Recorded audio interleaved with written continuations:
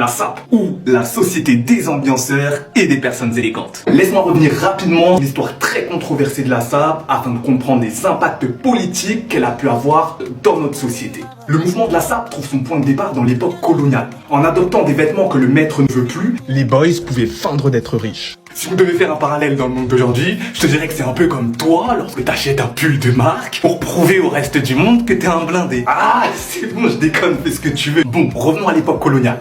À l'origine, l'homme noir n'a pas capté les codes vestimentaires de la bourgeoisie occidentale. Dans Tintin au Congo, nous sommes représentés comme des idiots qui ne savent même pas s'habiller. Purée, j'adorais les bandes dessinées de Tintin quand j'étais petit, jusqu'à ce que j'apprenne que j'étais le dindon de la farce. Après la Seconde Guerre mondiale, le général Matsuo, qui avait combattu pour défendre la France, se voit lâchement abandonné. Ouais, les mecs n'ont pas voulu lui payer sa pension militaire. Apparemment, ils lui ont dit sale négro, t'es pas mort, estime-toi heureux, rentre dans ton pays, bouffer ton manioc et sauter ta dame au tantote. Ouais, c'est vrai, j'y étais pas, mais bon, d'abord, je raconte l'histoire comme je veux. C'est ma vidéo.